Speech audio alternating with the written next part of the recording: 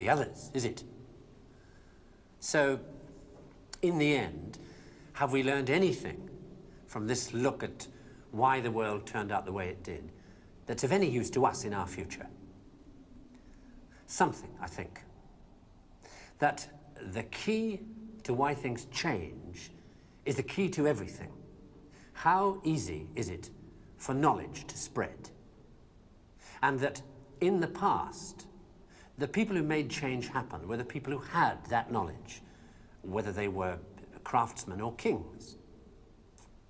Today, the people who make things change, the people who have that knowledge, are the scientists and the technologists who are the true driving force of humanity. And before you say, what about the Beethovens and the Michelangelos?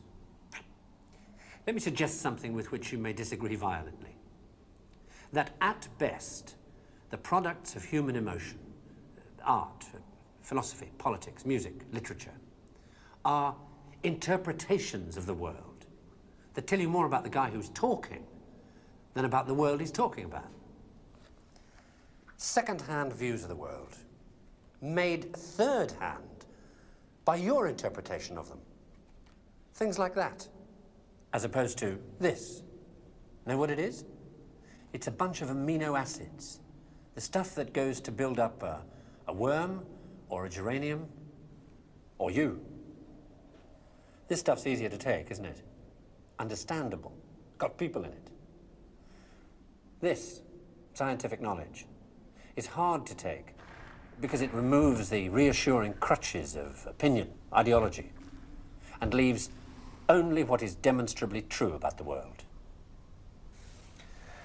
And the reason why so many people may be thinking about throwing away those crutches is because, thanks to science and technology, they have begun to know that they don't know so much, and that if they are to have more say in what happens to their lives, more freedom to develop their abilities to the full, they have to be helped towards that knowledge that they know exists and that they don't possess. And by help towards that knowledge, I don't mean give everybody a computer and say, help yourself. Where would you even start?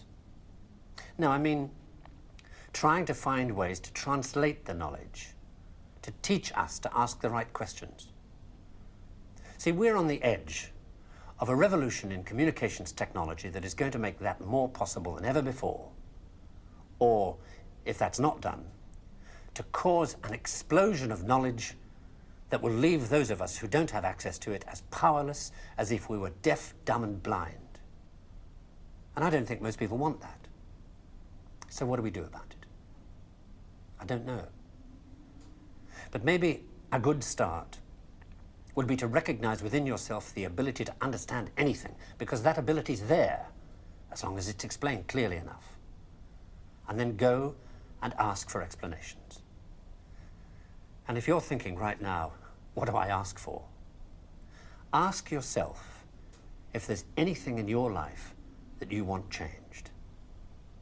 That's where to start.